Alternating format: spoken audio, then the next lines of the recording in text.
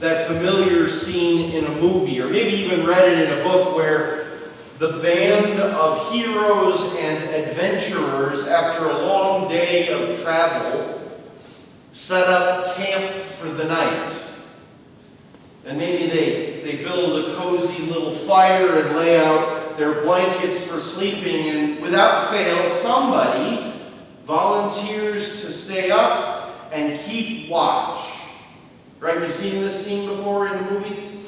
And usually people will take turns watching throughout the night. And we know the story. It's a familiar image where somebody is watching because our favorite group of heroes is either under duress because of some villain lurking in the night, or some enemy that they're running from, or whatever the story is, the antagonist is going to get them. And they have to watch throughout the night so that some may sleep peacefully. That image might come to mind when we hear Jesus warning his disciples. And not only that, you heard Jesus say, "What I say to you, I say to all, watch.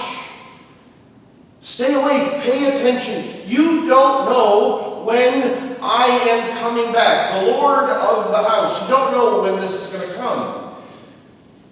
And while the image of the band of heroes keeping watch throughout the night is a familiar one, I worry that may not be the best way of thinking of this. Because, of course, that's always a moment of drama. There's this anxious nervousness. There's this fear and creeping anxiety that you never know in the shadows of night. Maybe just beyond the firelight, the enemy is lurking. But there's another image of watching and waiting that I think might be more helpful, and certainly more appropriate for our season of Advent.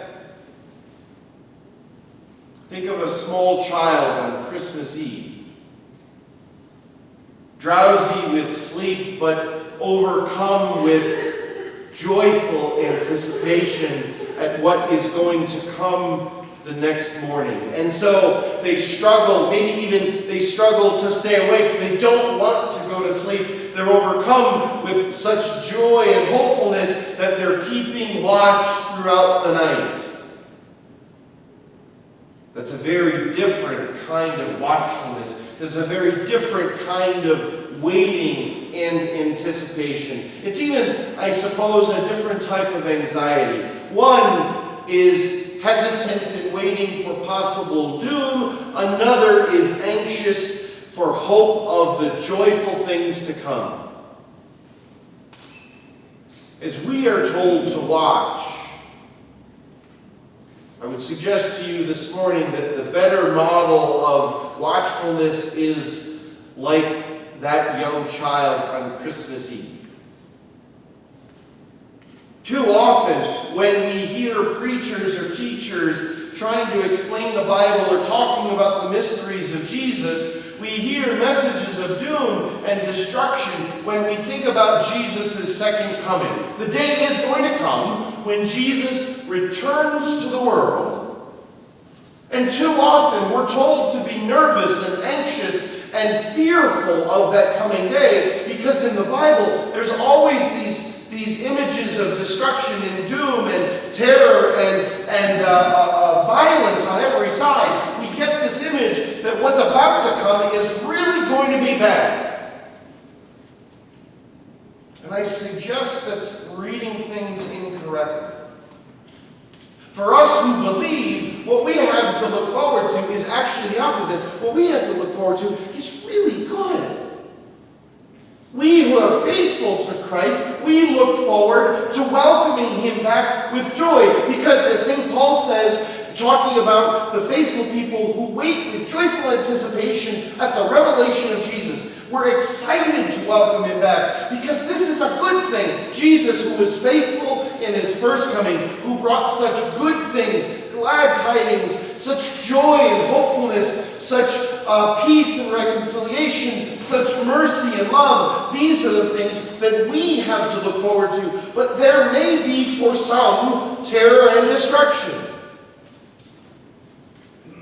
For those whose lives are lived espousing values that oppose Jesus' gospel, that go against the kingdom of God, those agendas will be torn down. Those agendas will be brought to nothing. So if somebody's life were based on the love of power, the love of pleasure, the love of wealth, the love of luxury, the love of all of the values that are so temporary and hollow of this world, those who live by that, Jesus' second coming might not be a good thing.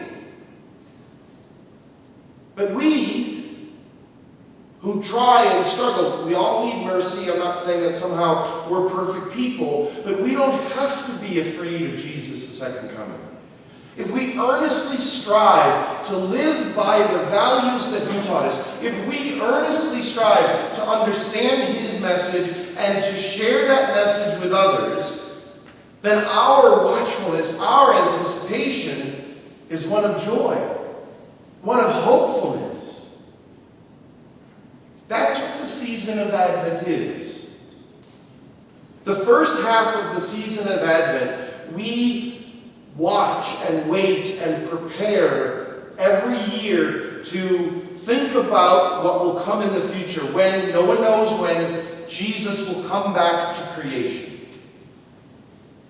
When he comes back a second time, he comes back to stay. When he comes back a second time, everything that stands in the way of his kingdom will disappear and be done away with. When he comes back a second time, all goodness and righteousness and justice will flourish. When he comes back a second time, all sickness, sorrow, and even death itself will be undone and reversed.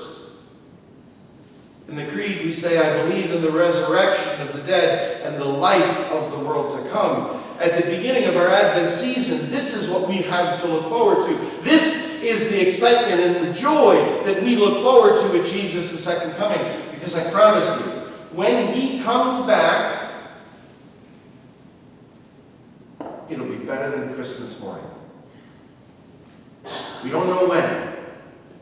But when he comes back, for us who believe, that will be a very good day.